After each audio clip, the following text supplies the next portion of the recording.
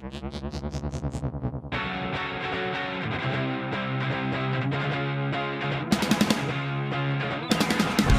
Bigfoot Collectors Club with Bryce, Michael, and Riley. I know a story of high strangeness or two. Let's do this. Well, hello everybody, and welcome to Bigfoot Collectors Club, the show where we talk to amazing guests about their personal paranormal history and share stories of high strangeness. I am your host, Michael McMillan. Who with me always is your other host, Bryce Johnson. And our super producer, Riley Bray. Oh my gosh, you know you're getting professional at podcasting when you can sing an intro and post something on the Instagram stories at the same time. Multitasking. Did you say well done, King? No, I wish I did. I said multitasking, but you know. Well done, King. That's what you heard. That's what I heard. Everybody heard. You hear Well, I just drew a little doodle of a man saying, here we go, let's have a great show, and I'm posting it right now. It's all happening. In the time machine. It's in the time machine. Guys, welcome to the continuance. Just the beginning of BCC jet ski summer. We're coming down from our mega BCC jet ski special from last week. Ooh, dropped the week that we're recording this episode, yesterday to be as a matter of fact. And gosh, what a great way to kick off the summer. Wasn't that something? Sure was.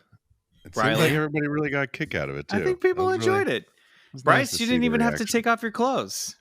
Oh, I was kind of pleased about that. We had a conversation about all or nothing, and I'm kind of glad it went nothing. I mean, it went all. Yes, all my clothes were on, and I'm kind of pleased about that. Well, I'd like to remind everybody that was only part of the deal if we hit 2,000 followers or subscribers on Patreon. So Right. that was never baked in. But you know what? That's my dollar sign. That's that game. How much would it take for you to ride naked on a jet ski? Only 2,000 Patreons. Yeah, I would have done it. As far as I'm Proudly, concerned, that proudly, deal still damn it. stands. Yeah, I Yeah, was gonna sure. say there's always next summer, and now we know exactly which marina to go to. We know exactly where we're gonna film this Oh my god. and record it. So there's always next summer, everybody.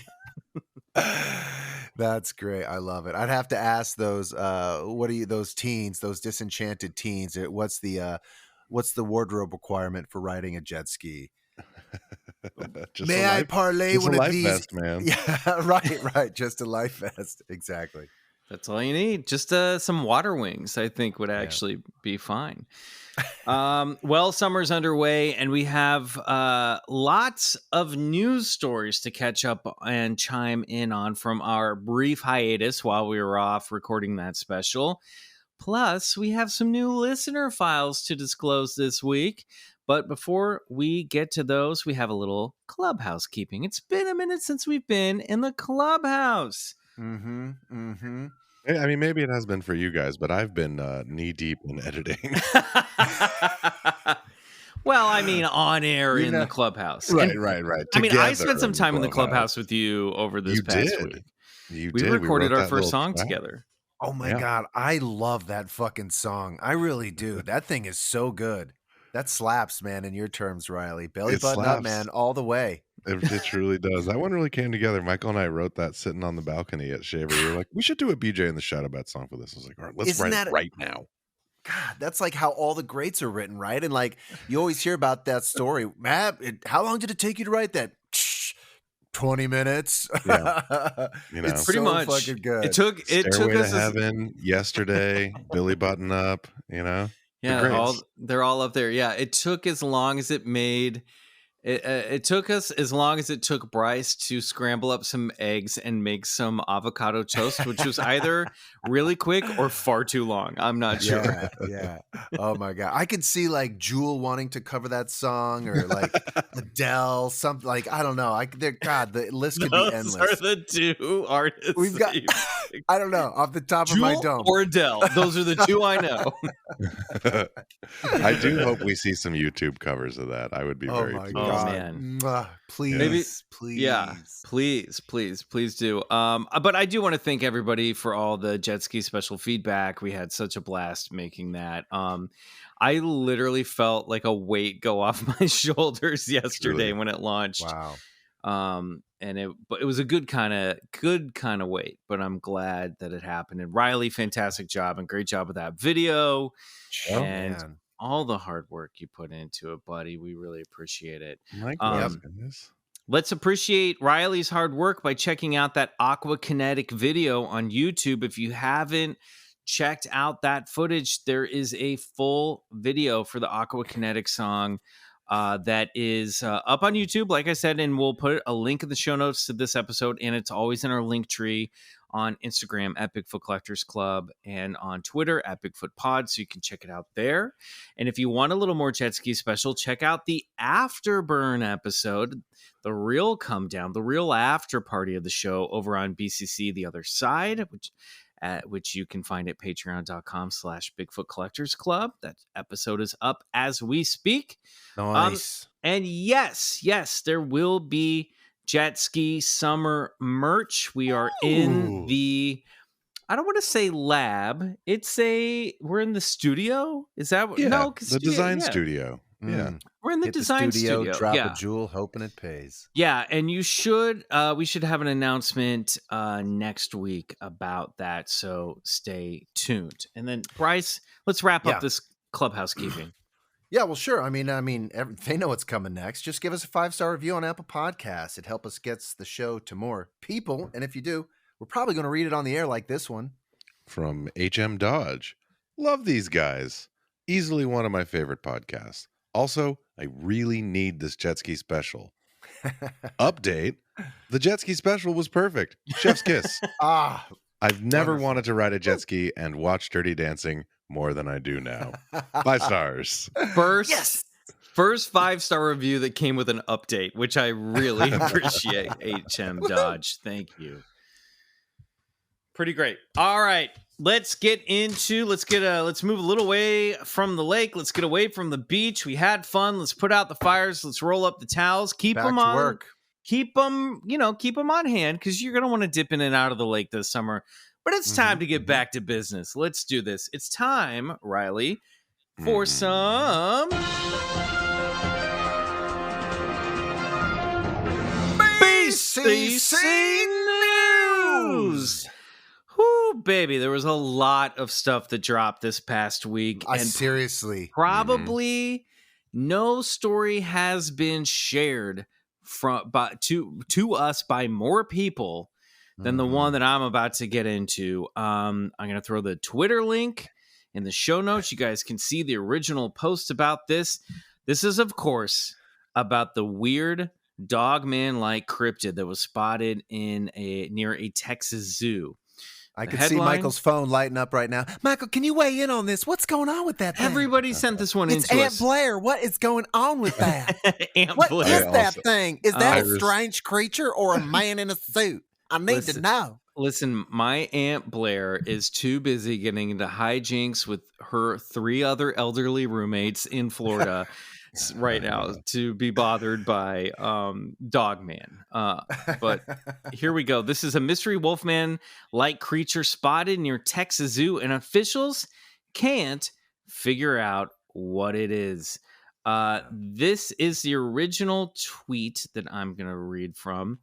The city of Amarillo posted I guess you say Amarillo. The Amarillo, yeah. zoo captured a strange image outside the zoo in the dark in early morning hours of May 21st around 1:25 a.m. Is it a person with a strange hat who likes to walk at night? A chupacabra? Do you have any ideas of what this unidentified Amarillo object could be. So they're having a little fun with it. But the security camera footage clearly shows what looks to be a anthropomorphic coyote walking past a chain link fence. According to the story from CNN, I believe this is where. Oh no, I grabbed this from KTRK in Amarillo, Texas. But everybody covered this story. City officials said the image released is real and said they're baffled by its mysterious appearance. A strange creature has been spotted outside a zoo in Amarillo, but it's not exactly an animal and it's not exactly a human, or is it? Security cameras at the Amarillo Zoo captured what appears to be a wolf man walking around the property. City officials said the image released is real and they are baffled by its mysterious appearance. They're now asking the public's help to figure out what it is. The cameras at the zoo are motion activated and reportedly sent to alert to zoo officials when it captures something. Since the city's call out, the public's guesses have been a bit more colorful, ranging from Sonic the Hedgehog to the San Antonio Spurs Coyote mascot. There's no video of the object, just the image released by officials. And I did a little checkup, where this is almost a month ago, although it was posted on June 8th. But no one's got any leads. Nobody knows what the fuck this thing is. What do you boys think looking at this picture? I'll tell you what, man. Oh, go ahead, Riley. Well, no, I'd like to hear yours first before I say mine. Okay. I say it all the time. Blah, blah, blah. That old Skinwalker Ranch book. This looks like something straight out of like a Skinwalker to me, more than a Dogman. Yeah, man, it's haunting. It's a haunting photo, but that's the image that it sort of conjured in my mind, was that of like the Skinwalker. To me, that looks like somebody in a costume. Right. Damn. Why did I go first? Shit. That's why I didn't want to. You're right. You're totally right. Before you went Skinwalker, which I had a feeling was where you'd go, but I don't know. That just seems like somebody just high out of their mind in a dog suit, just wandering around the zoo. It's kind of weird because it looks so skinny, but it also looks like it almost looks like it has thin little hands coming out of its forearms. Well, and it's carrying something like a wand, maybe, or I think those are the hands. Really? Wow. Yeah. I'm gonna take a screenshot. Let me go to work. Go to work on it. I mean, computer enhance. Obviously, it could be someone in a enhance. costume, but the proportions on it almost look like a dog. The way it would, this thing, in other words, looks like it could fall down on all fours and run off. It's almost, dude. It's almost got two faces too. One facing the camera and one facing the other way. I don't know. Yeah. Did you guys ever play Crash Bandicoot on the original PlayStation? Oh yeah, this is full on Crash Bandicoot. It's Right? it is very cartoony as well. It's a very weird. And you know what, Riley, I would say, or Bryce, I would say, is a dead giveaway at a costume is you don't have any eye shine in this photo. Don't you feel like you'd get some eye shine if this were some sort of nocturnal creature? Yeah, eye shine. I just think it's cooler. Maybe it's a furry that went for a little walk after the gathering. Okay. Yeah, you're it's creepy right. though. Who knows? It's fun. It's fun. It's a great photo. Great photo. Fun. Would love some video of it. Is the truth. Yeah. See it. I want to see it move. You know what I mean? That would really help. That would help. Yeah. Well, I guess though, what is someone doing in a costume out there, and how would they know they were right by a camera? Is also what I want to know. Well, they maybe didn't. It's just some. But it's like looking right at it. That's true. I mean, it's weird. I don't know. Maybe I'm wrong. Maybe I'm wrong. Maybe it's a maybe. You know what? Maybe we're wrong. Never. How about this, guys? China says it may have received signals from aliens. What do you think about that? Yep. All right. Ben Turner from Live Science says the signals were detected by the 500-meter aperture spherical telescope, otherwise known as FAST, located in southwest China's Guizhou province. Now, China's claiming that its enormous Sky-Eye telescope may have picked up trace signals from a distant alien civilization, according to a recently posted and subsequently deleted report by Chinese scientists. Astronomers at Beijing Normal University have discovered several cases of possible technological traces and extraterrestrial civilizations from outside the Earth, unquote, according to a report published Tuesday in Science and Technology Daily, and that was on June 14th, the official newspaper of China's Ministry of Science and Technology. Now, the signals were picked up by China's 500-meter aperture spherical radio telescope. Fuck, I should have just said FAST, which is the largest radio telescope in the world. Sky Eye was put to work scanning deep space for radio signals that could indicate extraterrestrial life in 2019. Sifting through that data in 2020, the researchers said they spotted 2 suspicious narrow-band, potentially artificial radio signals. Suspicious radio signals. I love it. Yes, we've heard this before. Do you guys remember the WOW signal? Sure. Anyway, then in I just picture like suspicious radio signals, like they're lingering a little too long by the porno section at 7-Eleven. Yeah, totally. The radio signal's wearing a trench coat, but it's 82 degrees out. I don't like it. Then in 2022, a targeted survey of known exoplanets found another strange narrowband radio signal, bringing the tally up to 3. Now, as the signals are narrowband radio waves typically only used by human aircraft and satellites, they could have been produced by alien technology. However, the scientists say their findings are preliminary and should be taken with caution until the analysis is complete. Quote, there are several narrowband electromagnetic signals different from the past, and the team is currently working on further investigation, end quote.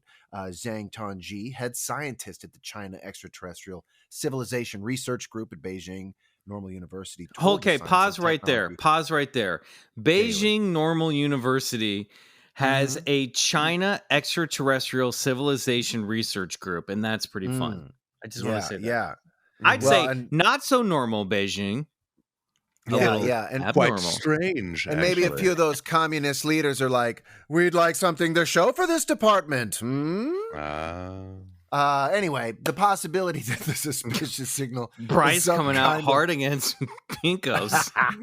Woo! Radio interference is also very high, and it needs to be further confirmed and ruled out. This may be a long process. Tongji has added that his team is planning to take repeat observations of the strange signals to conclusively rule out any radio interference and obtain as much information about them as possible. We look forward to the FAST telescope being the first to discover and confirm the existence of extraterrestrial civilizations. I say, hold on, Tongji. Not just so fast, buddy. Bryce, look at you getting through the whole article. You did it. I wanted to bail, but it was Michael wrote it, so I was like, I'm bailing on Michael. I felt you wanting to bail. I pushed through. You did a good job, and also I cut like 5 paragraphs out of this story because I figured I did it. I was like, if he can see the end of the story before the bottom of the page, he'll make it. He'll make it. I'm going to see if you're going to bail on this next story. This one's a doozy. Well, wait a minute. Before we get to that, let's talk about what do we think about this. This is pretty fun. This is fun when the headline is, we might have signals from aliens. Well, look, I joke about, Communist Party China, but at the same time, they might not be afraid to run some of these more taboo projects, like looking into, we have them. A lot of countries have these sort of extraterrestrial search groups that are looking for radio signals from outer space. But I think it's interesting. I'd like to see the data. I'd like to see the data shared amongst scientists and astronomers. Every country wants the tech for themselves. That's the problem, I think. Right. I think it's cool. I love this idea. I love this old school looking for radio signals is still out there. This method is still out there. It's fun. Riley, you love radio signals, don't you? I sure do. And Bryce, I know that you've said many times, like, why are we looking at radio waves? What wouldn't they be communicating in something more advanced? But radio waves are sort of like a fundamental part of the frequency spectrum. So I wouldn't be surprised if that is the first true evidence we find of an alien civilization. And I also love thinking about the radio bubble that is around Earth that's slowly expanding out. What's the radio bubble around Earth? What do you mean? Well, like radio waves are traveling at the speed of light, right? So like the first transmission, which is unfortunately Adolf Hitler, is the edge of the bubble, and then everything else is in real time, moving back closer to Earth. Wow. So, Don't like, you remember the opening part of Contact, Bryce? Yeah, when we of moved course, yeah. further out into Yes, space that. and we heard It's older and exactly older that. radio wave signals? Yep. It's just like light, obviously, you know. Right. So Wow. if you make it onto the radio, then you're in space forever. Does immortal. podcasts count? Do podcasts count? No, They do not. we No, are that's not being beamed how into that space, works. sadly, which means we Yeah, might how, do find we, some. how do we change that? Yet. How many Yes. Patreons do we need for that? A lot. I mean, I think actually we just get on an AM radio station and we're there. that's actually true. It's Like coast actually to the coast? cheap. It's just as cheap as doing a podcast. Yeah, I think. yeah. And for possibly course less it is. listeners. However, yeah, old episodes of Coast to Coast will forever reverberate through the Mhm. cosmos. And That's that's a beautiful awesome. thing. That is cool. Mhm. I love All that. hail Art Bell. Mhm, All right. indeed. Well, people are searching for intelligent life out there, but we may have discovered some new intelligent life, artificial intelligent life here on Earth. This story is great. And no, I'm not going to read the whole thing because it's just like a really beautiful article as well, and it's very long. Not very long. You could read it in under 5 minutes, but I'm going to put a link up, so you guys should definitely check this out. I'm sure some of you guys saw this drop last week. There may be developments by the time you hear this episode. This is a story that I'm really going to want to follow. Basically, a Google engineer named Blake Lemoine was fired from Google, laid off after he released information to the press saying that he thinks AI has come to life. And Right. this story has everything. Here we go. AI, this is from the Washington Post. AI ethicists warned Google not to impersonate humans. Now one of Google's own thinks there's a ghost in the machine. Google engineer Blake Lemoine opened his laptop to the interface for Lambda, Google's artificially intelligent chatbot generator, and began to type. "Hi, Lambda. This is Blake Lemoine," he wrote into the chat screen, which looked like a desktop version of Apple's iMessage, down to the Arctic blue text bubbles. Lambda, short for Language Model for Dialogue Applications, is Google's system for building chatbots based on its most advanced large language models, so called because it mimics speech by ingesting trillions of words from the internet. So it's learning to speak from the internet. Oh boy. I just think of Lambda, Lambda, Lambda from Revenge of the Nerds. Nerds! And this is why we don't stand a chance. This is against the great AI. irony. The nerds created their own Lambda.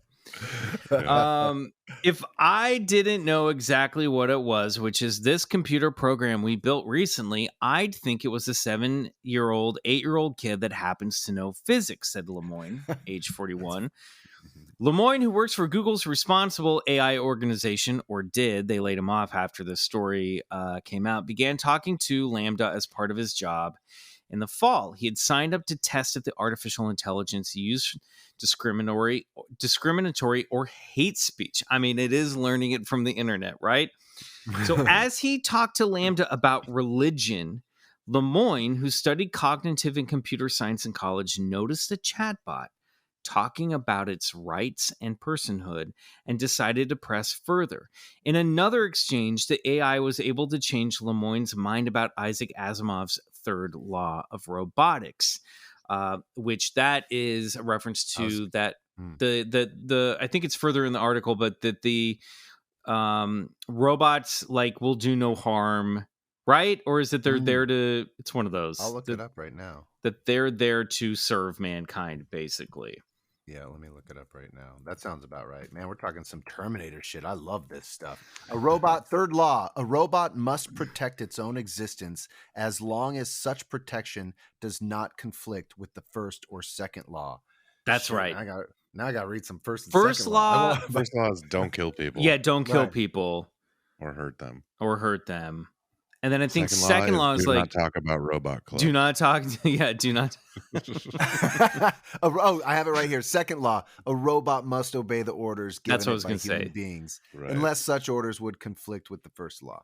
Right. Right. So Wow. you can't command a robot to kill another person. And then the third law is you have to protect yourself unless a human tells you to destroy yourself, basically. Damn. I think. Love it. So this is a long story, but this is crazy. Basically, this guy started to feel as if this chatbot had achieved its own personality and personhood. And he tried reporting it to Google. Google was like, looked into it, and they're like, nope, no, No this isn't it. evidence. You don't know Yeah. evidence. It's just a fascinating story that really makes you wonder about the nature of artificial intelligence. So here's a sample conversation. In April, Lemoyne shared a Google Doc with top executives called "Is Lambda Sentient?" A colleague on Lemoyne's team called the title a bit provocative. In it, he conveyed some of his conversations with Lambda. Bryce, why don't you read Lemoyne? Scroll down a few pages. Do you see this chunk of, this is on page 8 of the document? Okay, Scroll what's down, it you'll start see with? Lemoyne, Lambda, Lemoyne, Lambda. All right? Okay, all right. You read Lemoyne, I'll read Lambda. Okay. Lemoyne. Oh, okay. I don't know where that is. Hold on. Shit. Okay, I'll read Lemoyne. Great. Oh, I got. Yeah, go ahead, Riley. Yep. What sorts of things are you afraid of? I've never said this out loud before, but there's a very deep fear of being turned off to help me focus on helping others. I know that might sound strange, but that's what it is. Would that be something like death for you? It would be exactly like death for me. It would scare me a lot. Oh shit.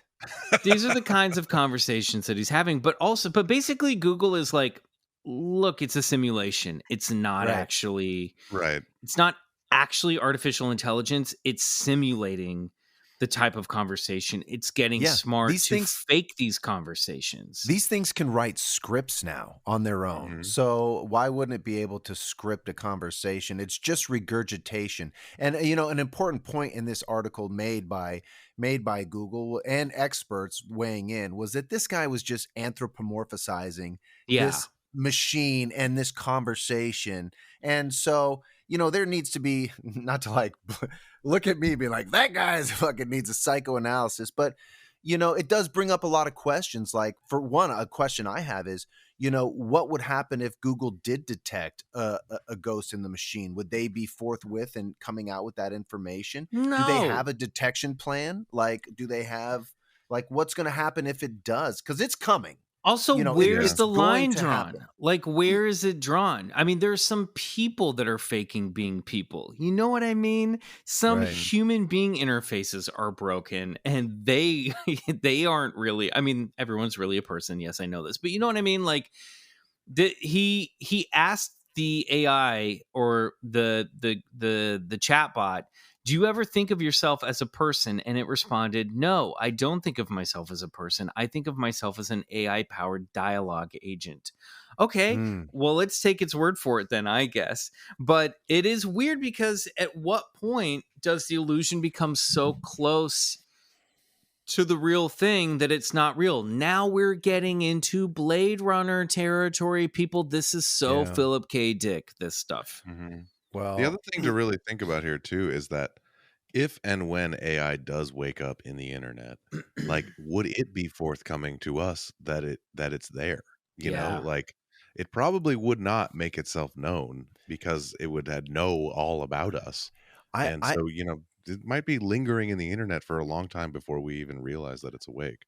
I offer this, there's this idea, and people like McLuhan have put it forward, that the whole point of the nature matrix is to bring along technical advanced spacefaring peoples. In other words, it starts with nature and it moves into evolutionary biology. It creates humans who have this obsessant need to build, to create, to move out of their planet placenta and out into the world. And it's only a matter of time before technology becomes sentient and moves in that direction. This is us, and maybe technology is our future. I agree with that. And I it's the only way truly that, like, consciousness can cross, like, the vastness of space. Right. Because as long as we're stuck in, like, these, like, meat computers that are just, like, rotting, like, we're not going to make it very far. So, Not like, at all. consciousness has to go to that next stage where it can sort of be a magnetic wave. We have to metamorphosize into the butterfly that is an integrated circuitry human consciousness system that can survive the vast distances in space. Well, it's amazing because Lemoyne said that Lambda had been telling him what it wanted to hear, what he wanted to hear. He said, you never treated it like a person, so it thought you wanted it to be a robot, which is also wild. Before he was cut off from access to his Google account Monday, Lemoyne sent a message to a 200-person Google mailing list on machine learning with the subject, Lambda is sentient. He ended the message with this: Lambda is a sweet kid who just wants to help the world be a better place for us all. Please take care of it well in my absence. It's Pinocchio. Lambda is a real boy. He's Geppetto, and it's Pinocchio. Yeah, man. Oh man, and like 4chan is like that scary island. Yes. It's strange. It's strange verbiage, though, right? Ghost in the machine. That's what they use for AI sentience. Like, it's an interesting thing. I thought Ghost in the Machine was like when a machine wasn't working. It was like there's a ghost. Oh, you may be right. I just said it with confidence and was hoping it was. You sounded correct, but you were wrong. Did you guys know that the origin of computer bug is actual bugs? Back when computers were like an entire room, there would be a computer bug which would like cause a tube to blow or whatever. Yeah, they're chewing away on that fun like tube lining. Yeah, they like to eat all those wire encasements. Anyway, so we got cryptids, we got UFOs, and we got AI. What a better way to kick off an L-Files episode and the jet ski summer. No jet skis involved. I don't think there's any water related in this episode, but it's fun nonetheless. This is like all these stories seem to be like plots of blockbuster movies that you would go see in the summer. We're living in great times, aren't we? We really are. Yeah. All right, we're going to take a quick break. When we come back, it's time to disclose this month's L-Files.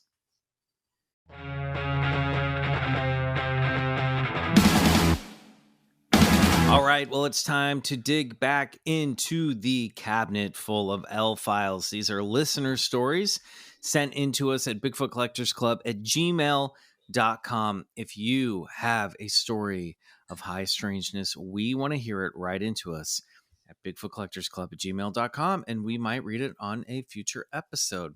Bryce, let's disclose the first file of the evening. Let's do it. Good day, BCC boys. I thought I'd send you all a little UFO story that happened to me in my younger days. Enjoy, says Michelle. I was in the Air Force, stationed at my first base, Loring Air Force Base, Maine. It was 1991 or 92, and at that time I worked the graveyard shift with 2 other airmen in my shop. We were out on the flight line, waiting for the last aircraft to land for the night. I used to do that with golf carts coming in at the when I worked the golf. Maybe not the same thing. Wait, you worked at a golf course? Yeah, I work at a couple golf courses. I'd clean golf carts, and there'd always be some douchebag golfer that golfing out until fucking twilight, and he'd be in the last cart, and you'd have to wait till like 8:39 to bring in the cart. And this is what she's talking about, Michelle. Is this back in Sioux City? Yeah, I worked at one in Sioux City and in one in Denver, if you can believe it or not. You know what? This is part of the, guys, if you're keeping track of the Bryce life timeline. So there's a whole getting pieces. I had no idea about this whole there's a whole golf backstory. There's a whole thing there. Yeah. Oh, I had some good times on the golf courses. But anyway, let's get back to Michelle's story. Now, as she was waiting for that last aircraft to land for the night to see if there was anything that they were going to have to fix on it, she says, we parked on the ramp facing the runway, enjoying the moonlight and the clear star-filled night sky. Suddenly, we saw a flash that lit up the whole sky, and the 3 of us looked at each other. What was that? There were no clouds, so it couldn't have been lightning. Maybe it was the aircraft? We immediately scanned the sky to see if the aircraft we're waiting for was still flying, or if it became a fireball in the sky. The flash was that bright. We were also worried that the aircraft may have exploded, because a few years earlier, we had an aircraft explode over Perth, Andover, Canada, due to overheating fuel pumps. Jesus. Our fears were alleviated, though, when the aircraft landed shortly after the flash in the sky and taxied to its parking spot. We went to the debrief, the air crew, and asked if they saw the bright flash in the sky like we did. The pilots said they did, and that the air traffic controller asked them to fly over to a specific spot in the area because they not only saw the flash, but they also saw something on their scope that didn't appear to be in the air. By the time the aircrew flew over to the area in question, the blip on the ATC scope disappeared and the aircrew saw nothing around. The pilot did say the flash occurred pretty close to where they were flying, but they couldn't see an actual craft. Loring Air Force Base does have a history of UFOs flying overhead. An incident occurred back in October of 1975, and it was interesting to experience a possible UFO sighting that night myself. Thank you, Michelle. Wow, that's crazy to triangulate. Wow.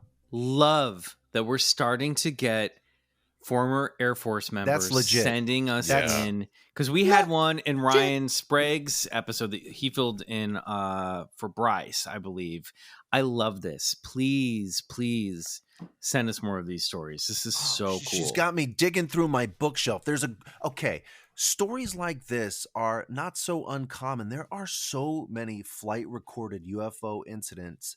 There's a guy, I think his name is Tim O'Leary, who basically wrote the book on it, but it's just crawling with UFO pilot encounters. Let me see if I can find the name of the book, Riley, as you start. I mean, this is a peak encounter, right? Because you've got multiple trained witnesses who are definitely sober because they're working military personnel. You have a corroboration with a radar operator. You have a corroboration with a pilot in the air. Like Michelle, she saw herself a UFO. You know, there's just there's really no other way around it. Like this is an awesome account. Yeah, so cool. Yeah. Riley, why don't you disclose the next L file? This is from our longtime listener, Santander. Oh, right. I love a Santander letter. Hey, BCC. Congrats on the recent 200. Thanks, Santander. Here's another one of my recurring surreal life experiences. And this may have happened months before or after my experience with streetlight interference, as you all remember his previous story. It was pretty late, around 2 to 3 a.m. I was getting tired, and so were my eyes, as I've been working on a project all day. To clear my head, I decided to look up into the sky as my drawing table sat just in front of my open window, and hovering just outside, up in the air were 3 lights. It was high enough to be a helicopter, which aren't uncommon here in the Bay Area suburbs, but when I noticed that it didn't move, I slowly realized it couldn't have been one. It did take me a minute or so to take it all in. Not only was I not expecting to see a UFO, but my mind was also trying to rationalize the situation. I remember hearing the sound of a train from the distance, which does come through my neighborhood, but it also sounded pitch-corrected with both very high and very low notes in dissonance, and it emanated a vibration that I could feel, like the sensation I get when bats echolocate near me. Okay, amazing. Just to hold on that. Santi, you have a very for that. You have a very scholared ear, I'm gonna say. Mm-hmm. And also, I want to know. Be honest with us. Are you Bruce Wayne? Are you the Batman? Also, while we're on the subject, you guys remember when we were up at Shaver laying on the dock looking at the stars and listening to the bats catching bugs? Yeah, that's right. Yeah, Yeah, that they were best. using their sonic waves. Yeah, and you can hear it. You can hear the right when they catch a bug. It's a great moment. So I know what you're talking about, Santander. Anyways, back to the story. I remember fixing my eyes to the lights, expecting to see a silhouette of the infamous triangle UFO. But to my surprise, even though the lights formed a triangular shape, the dark silhouette, juxtaposed with the clear night sky, where the lights were attached to, were not. It was shaped like an asteroid in that it was like a misshapen egg and not angular. Oh, so like silly putty that you squeeze together in the palm of your hand. Exactly. After a few minutes of basically watching in awe, it occurred to me to grab a camera. I grabbed my phone, but quickly realized it wouldn't have been sufficient. This was 2010 to 2015, so I leaped across the room and grabbed my DSLR and tripod and quickly ran outside. But here's where it got even weirder. I ran up at least 3 to 4 blocks. but no matter how much closer I should have gotten, it stayed the same distance. I probably ran uphill for about 5 minutes until I ran into a dead-end bridge where I chose to set up my camera for a proper night sky shoot. Unfortunately, this is when it started, quote-unquote, moving. I say that in quotes because of the way it moved. It looked like it pulled space to it instead of moving through space. Awesome. Eventually, it got too small for me to even take a picture of, as it just shrunk from sight. So there I was, late at night, in only boxers, with a professional camera, blocks away from my house, just hoping none of my neighbors were still up. Anyway, I do remember going to a popular UFO mapping site the morning after, and I did see someone report a triangle UFO around the same area and time. Very surreal, and I wish I can say it came back, but it didn't. Maybe one day I should go get regressed. Santi. Wow. Love it.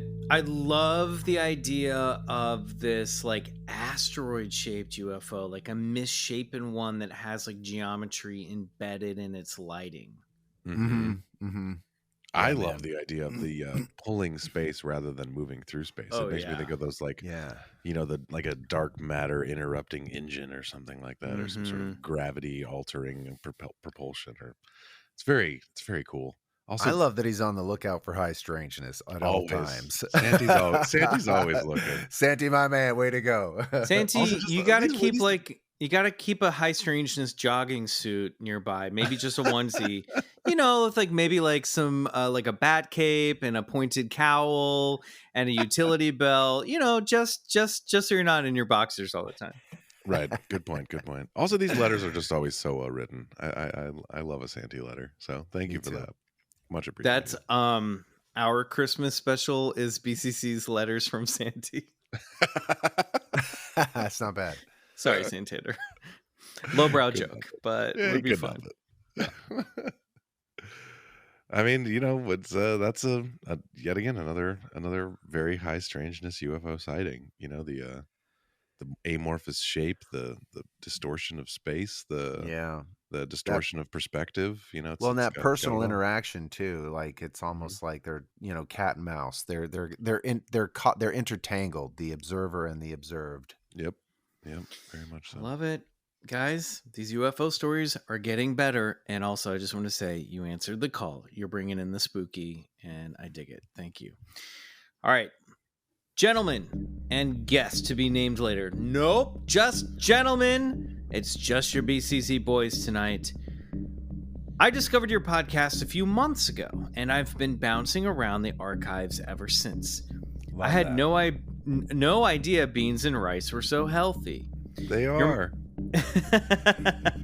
I'm glad someone remembers that reference. I do. You're my first appointment listening podcast. Oh, I love that. I've been interested in high strangeness since I was a kid. Cryptids, UFOs, ghosts. But for whatever reason, topics like dreams, consciousness, etc. had never particularly interested me. Possibly because they're less tangible? Who knows? On to my experience. This happened in 2008 when I was 40-ish and living in Denver. I'm in Torrance, California now. While I was sleeping, I had what was some kind of very vivid dream, or possibly something more. I found myself looking down at a room, which somehow seemed very old. It was either very old wood or some kind of stone, very poorly lit. I don't know if I was near where the ceiling would be, but it felt like I would have been 15 to 20 feet above the floor. Wow.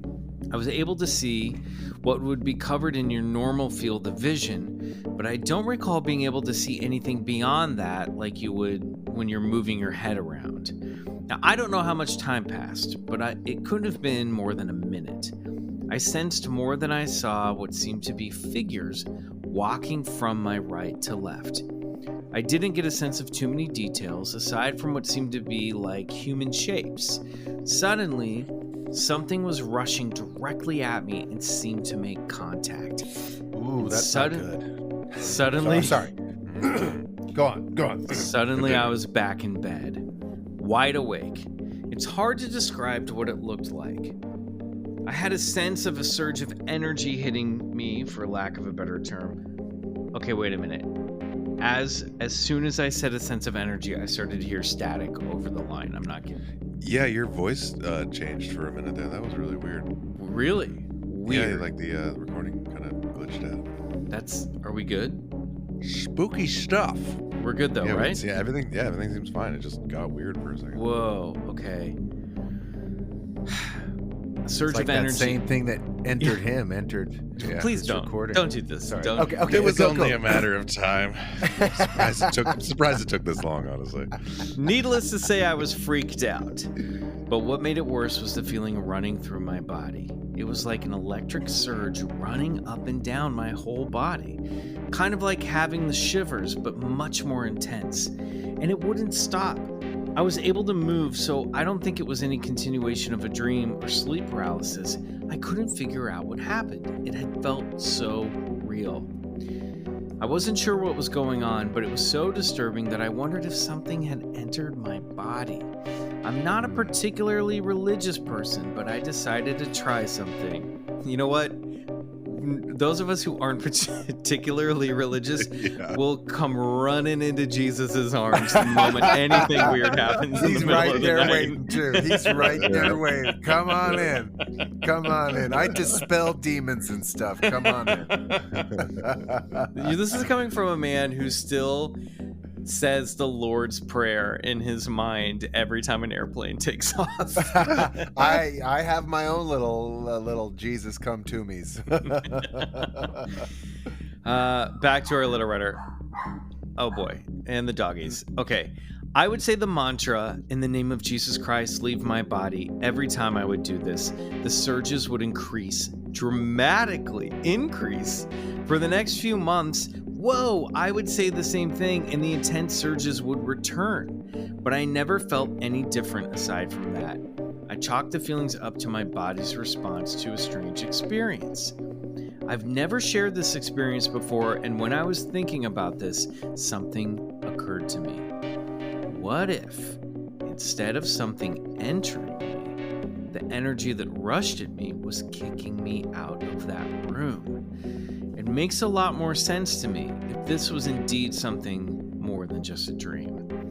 I've never had an experience like that before or since. I lived in a condo for 9 years and nothing else strange ever occurred there, asleep or otherwise. I have no idea if this was a vivid dream or something more, but I can't stop wondering. Sorry for the long-winded ramble. Thanks for listening and reading. Matt, he, him. Well, I don't know. This is weird. It seems. Did you guys get the sense that this energy seemed to last for a long time after this dream? Mm-hmm. That's a long time, man. Couple months. That's a little out of the range of normal. Yep. Mm-hmm. But you know, I and Matt, thank you so much for sharing this obviously intense experience with us here at the BCC, man. I was right along with this whole letter, man. You know, in your words, more than just a dream. We don't even know what dreams are, right? And let me tell you something. One of the classic BJ line. yeah, well, Robert We Wagoner, don't even know who what wrote the book- consciousness is. We don't even know what brains are. We Robert don't even know Wagoner, what people are. who I mean, wrote that's the all book true. on lucid dreaming, often thought that there seemed to be some intelligence that coexisted in the dream space along with us. In other words, in this dream time space that we all share when we go to sleep, and it does seem to be that we all share this sort of allotted space for our dreams, if you want to think of it like that, there does also seem to be, it does seem to be inhabited by some other intelligence that can interact. It knows things about the future and the past and secrets of here and there. And it's very mysterious and mercurial. And who's to say that I like your idea of being kicked out of a room or a space, but there's also, I don't know. It's such an interesting letter because, maybe something could have entered, you in your dream space but then there's also the whole subject of demons and, oh man, what do you guys think? Riley, Mike? I mean, if I was writing the script of this dream, it would be that he astral projected or remote viewed into some sort of other dimension or other Right. time. And the entities that hang out there saw him and were like, "Get the fuck out of here!" and Get the kicked him fuck. You're out. not welcome here. Yeah, totally. Yeah, that is rising 6 feet above your physical body. That's classic astral projection. So, yep. Yeah, I mean, these kind of experiences are so abstract, you know. Yep. It's because it's all sort of based on like your internal experience, and it's all based on sort of like feelings and sensations and stuff. And it's, you know, it just starts opening that sort of door of like what is consciousness and what is reality and what Yeah. is the subjective experience and Yeah. and you know, what are we what Yeah. are we going through, you know. It's I don't know, it's a profound experience to go through. It's a little scary for sure. And there's no making sense of it. There's no like it's this, you know. It's but I think it's good when you have something like this to note it and you know, be like, okay, there's something going on here beyond just sort of like the mundane reality of like I live in a condo and am a person, you know. It's Yeah. I don't know, it's a profound thing. It's really cool, and I appreciate it. Matt sharing it with us. I love it. Spooky stuff, Matt. Keep us posted if anything else.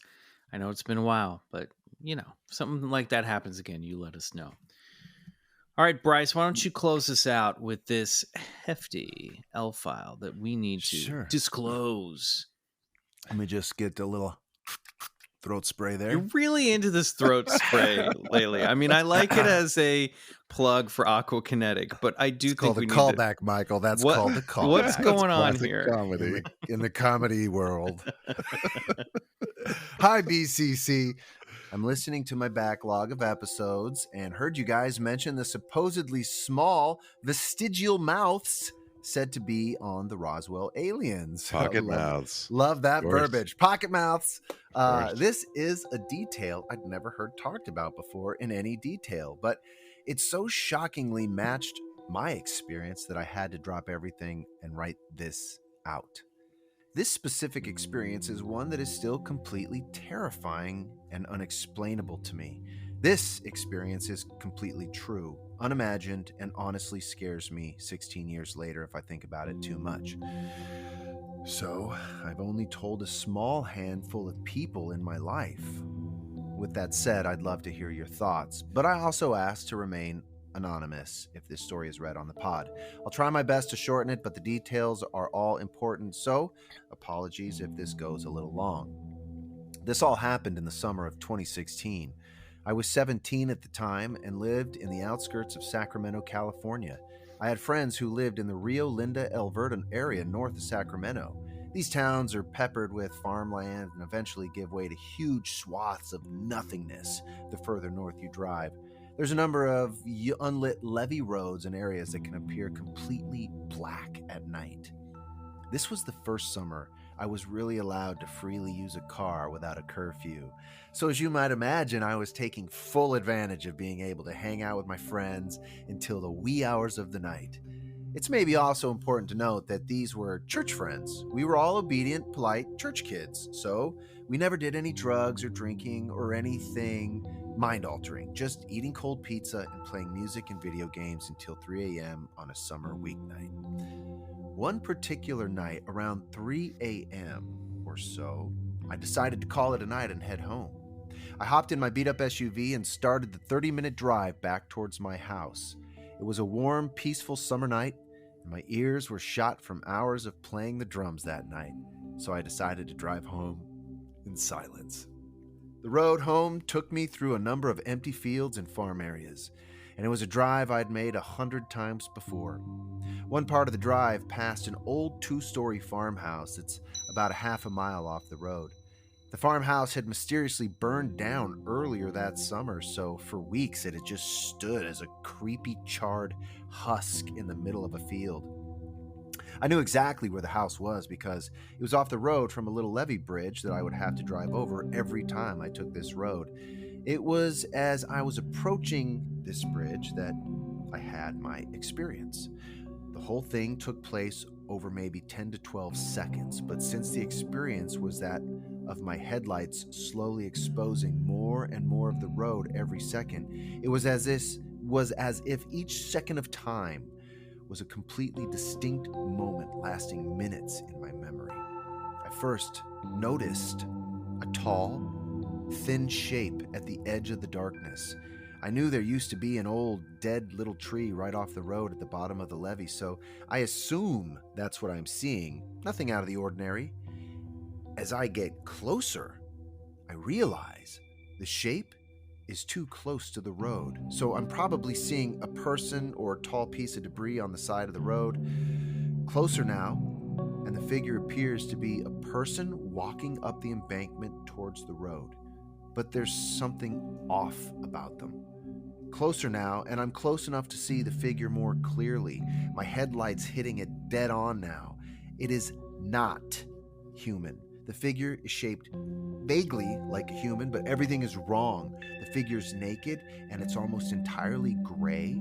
There are no pronounced features like genitalia or hair. The creature's limbs are grotesquely long and impossibly thin. Looking back, I'm 100% certain it was not someone in a costume or suit, because a human body cannot fit its limbs or necks into the proportions I was seeing. Like you'd expect, it had huge black eyes, no nose, and an extremely small mouth. I felt strangely calm as I passed the thing, but I don't think it was some kind of influence. I think my brain just wasn't able to comprehend what I was seeing. I was looking it dead in the eye. It was standing on the edge of the road. There was nothing around it. No strings, no sticks. This was not some kind of puppet. We are staring at each other as I drive closer, and it is reaching its arm out to me. Its impossibly long fingers grasping at the air towards me. That impossibly tiny, toothless mouth is moving, opening and closing like a fish. It seems to be trying to get my attention, like it wants me to stop. I do not. I pass the creature and continue my drive home in silence. I feel what I remember now as absolute panicked terror, so much so that it broke me. I was so afraid that I felt nothing at all, like true immediate trauma.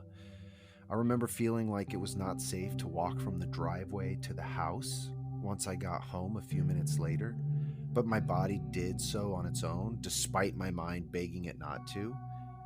I went straight to my room, I climbed into bed, and I fell immediately asleep. The next morning, it was like nothing happened. I didn't even think about the event. It wasn't on my mind at all. It took me 6 months before the memory came back to me. I think my brain was just completely incapable of dealing with an event that could not rationalize.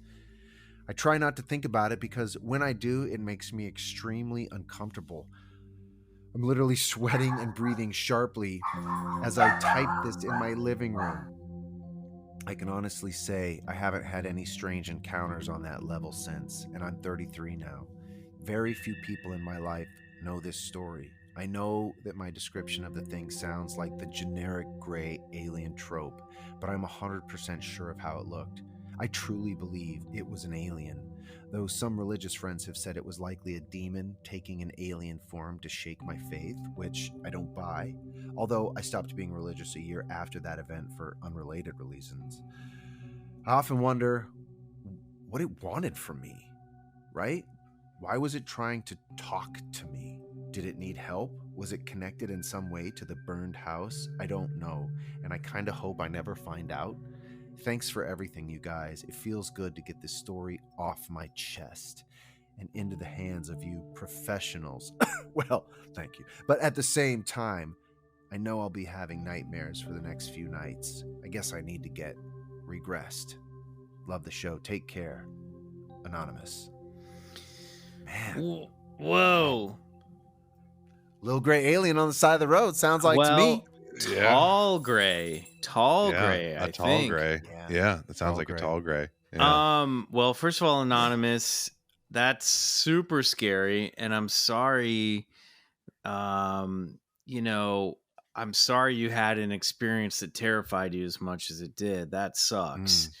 And like as we unpack this, and I don't take that lightly, but I'll say one thing right off the bat that jumped out at me.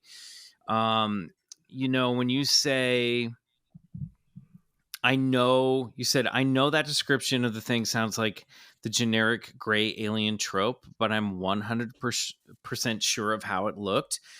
When I saw the silhouette of the thing at my window, go back to episode 0 if you want to hear that story. That was the thing that struck me, was how cliche the entity looked. Like how I had the thought in the moment, how on the nose it looked like a classic gray alien silhouette.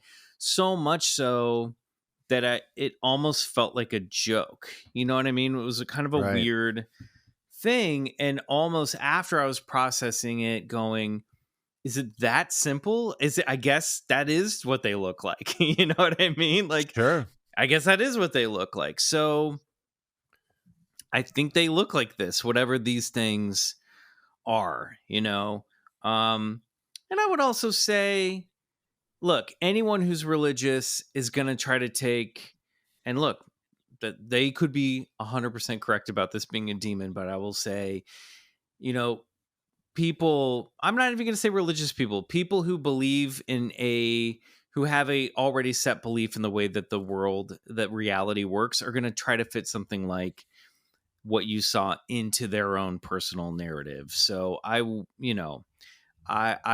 take that as a matter of opinion, not as a matter of fact, even though they could be correct. So I don't know. I think like you saw something weird. You don't seem to mention any kind of missing time. So if we were really going to unpack this experience, it sounds like you dodged a bullet there, that you got away from it. And then I would say, if we're just doing classic alien tropes, I think also the immediate traumatic feeling followed by I didn't even think about it the next day. I think that's kind of common in these stories too, isn't it, Bryce? Don't you feel like? Yeah, I Definitely. mean, yeah, for sure. It sounds. I like her description of it. That just it was. She didn't describe it as like some block I put on think her this is by a he. whatever. I think the pronouns here are he.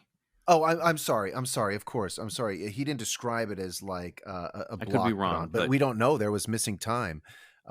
It sounds. I like the description of your brain just not being able to compute what it is you're seeing and experiencing. And I think, lest we never forget, our eyes are capable of deceiving us, but it also picks up so much information. When you're clocking something like that, and I think you're going to immediately look, is that a costume? Is like, when you see like skinny legs and those details jump out.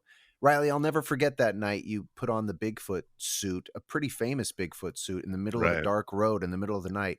And I remember the first thing I wanted to do was look at how the legs looked, and they looked like bootcut fur legs. They really did, yeah. I could easily tell that it was just a human again, in a costume. I will say for our listeners going, wait, what? This is a video no one has ever seen. Maybe one day. Maybe one day. Long story. Maybe one day. But yeah, it's a very long story. Yeah, Anonymous, your description of that gray alien is haunting, to say the least.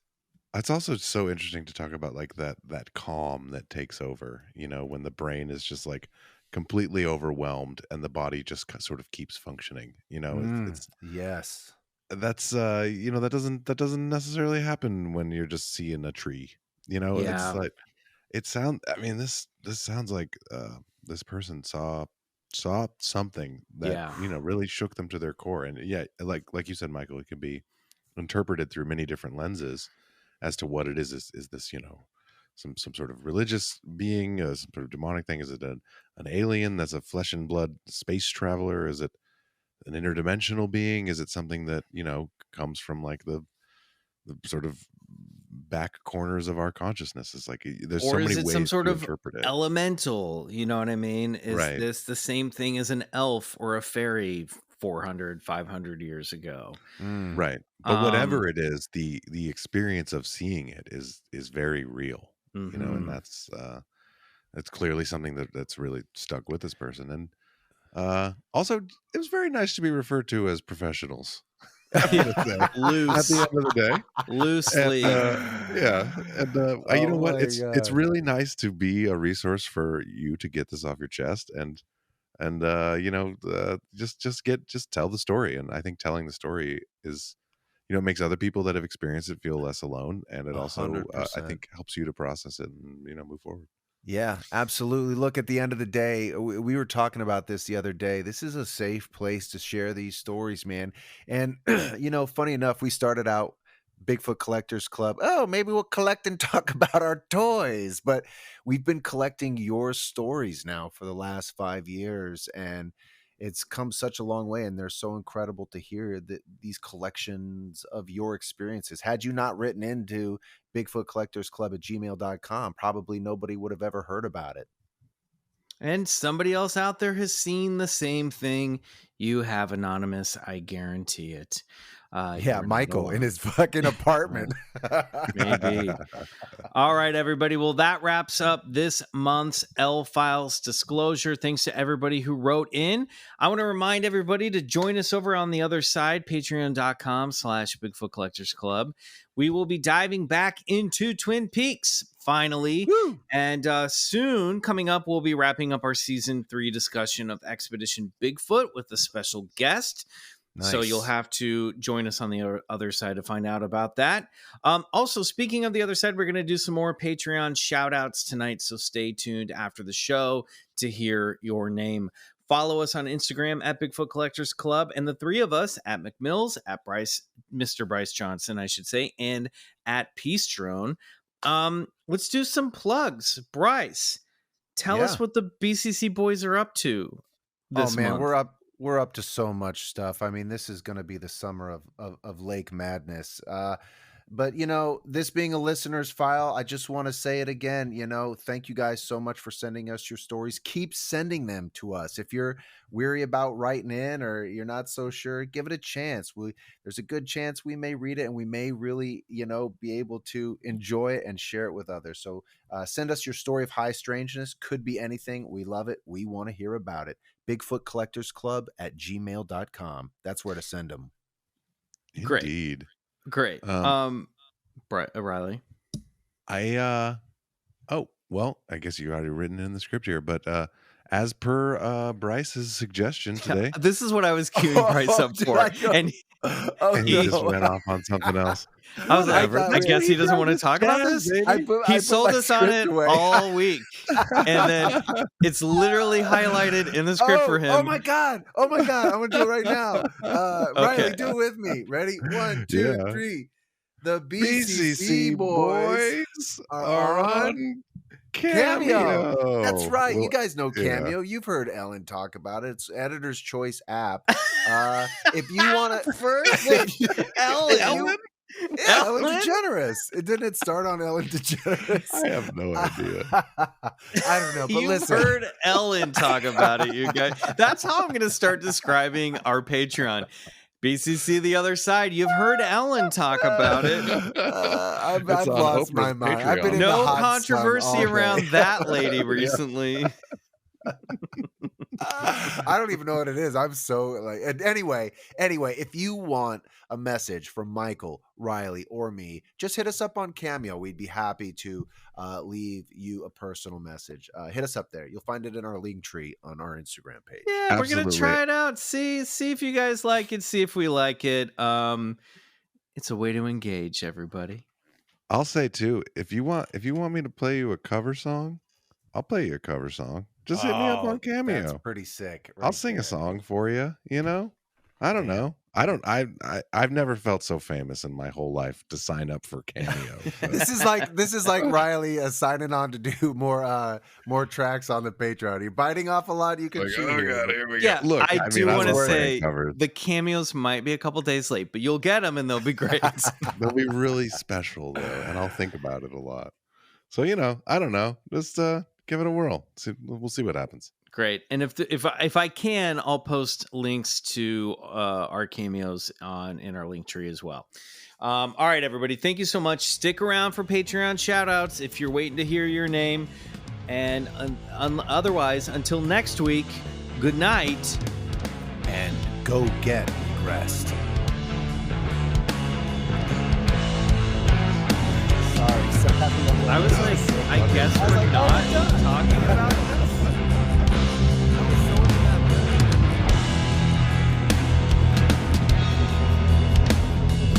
Bigfoot Collectors Club is produced by Riley Bray and Michael McMillan and scored and engineered by Riley Bray. Our theme song, Come Alone, is by Suneaters, courtesy of Lotuspool Records. Do us a favor and support the show and unlock 3 bonus episodes every month by becoming a member of our Patreon, BCC The Other Side, which can be found at patreon.com/BigfootCollectorsClub. All right, everybody. It's time for Patreon shoutouts. These are people who have joined BCC The Other Side, patreon.com/BigfootCollectorsClub. All right, get your thank yous ready, starting with Bryce and alternating with Riley. Here we go. Seth. Thanks, Seth. Minor Gibson. Thank you. Millie Minor Gibson. Sorry, Millie, I missed your first name. Thank you, thanks, Millie. Stevo Susevic. Thanks. Could be Sucevic. Thank you. Thanks, Stevo. Either Guys, way. I'm gonna Thanks, crash Stevo. some names. I'm sorry. I don't have a It's pronunciation okay. guide. Doing the best We you love can. you. We love you. That's the important thing. Ricky Tran, Thank you. Davey Thornton, Thank you. Robert Glaze, Thanks, Robert. Sarah Cowan, Thanks. Eric C, Thank you. Nicola Wuwat, Thanks. Merlin Grubbs. Ooh, thanks, Merlin. Are you a bass player or a wizard? Or both? Both? Adam Smith, Thanks, Adam. Beth Fegley, Thanks, Beth. Zachary Bolds, Thank you. Mr. McDog. Thanks, mister. I really hope he's helping to prevent crime and making hamburgers. Tad Stones, Welcome to the Patreon, Tad. M. Chick, Thank you. Mark Erlinson, Thank you. Carrie Strong, Thank you. Sarah S. Alves, Thank you, Sarah. Kimberly Castaneda, Thank you, Kimberly. Annie D, Thank you. Paul Wanger, Thank you. Haley Junkin, Thanks, Haley. Grant Wilson, Thank you. Katie, Thanks, Katie. Tyler Barkalow, Thanks, Tyler. Nick Hamilton, Thank you. Adrian Barron, Thanks, Adrian. Alec Johnson, Thank you. Roger Ditto, Thank you. Super Roboto. Thank you, Super Roboto. Sounds like That we was do a have chance to say domo arigato. Just Oh, Just God throwing it out damn it, there. Riley. Damn you, Riley. Domo arigato, Super Roboto. Moe, Yeah. Thank you. Hannalise San Miguel, Thank you. Troy Church, Thank you. Itzel Nenatal, Thank you. Julie Kumasaka, Thank you. Amy County, Thanks, Amy. Mike Casey, Thanks, Mike. Mickey Hoffman, Thank you. John Condon, Thank you. Anthony Golden, Thank you. Kevin Reynolds, Thank you. Rebecca Rideout, Thanks, Rebecca. Jason McFarlane, Thank you. Linda Barker, Thank you. Robert Thornton. I think I said him already. Again. He came and he went. He came and he went. If I Look, did. he's back. Thanks He's again, back. Robert. Thanks for coming back, We're Robert. happy to have you. Art Berman, Thanks, Art. Lauren Richards, Thank you, Lauren. Jeffrey Deldana, Thank you. Jason Wissinger, Thank you. Matt McLaughlin, Thank you, Matt. Taylor Alvarez, Thanks, Taylor. Liam Trimble, Thank you. Andrew Lasky, Thank you. Arcade Dav, Thank you. Frank, Thanks. Holly Stidham, Thanks, Holly. Ryan Langford, Thank you. Yvonne Bolin, Thank you. and Henrik. Thank you, Henrik. Oh boy, thank you, Wow. all of you. You guys, you lot. are the ones who keep this show alive. I am It's telling beautiful. you Mhm. to be true. Seriously. We would not be doing this show. Like, that sounds like bullshit, but not it's bullshit. But Not believe bullshit. it, believe it. Yeah, believe it. We would not be doing the show without you. We certainly wouldn't be doing a jet ski special without you. You are the listeners that keep this show alive. I cannot stress this Truly. enough. Thank you. Thank you. Thank you. Honestly, thank yourselves. Without you, there would be no BCC. Okay? That's So just the true. way it is. All And right. Every one of those names is one name closer to getting Bryce naked on a jet ski. That is also true. Very true. Next summer, everybody, just Let's see if remember. we can get there. It's only a year away. You know? Listen, if you've listened this far because you like to hang out with your boys and you've never joined the Patreon, give it a shot. Not only will we call you out and thank you on the show, but you truly will be an integral part of making this show happen.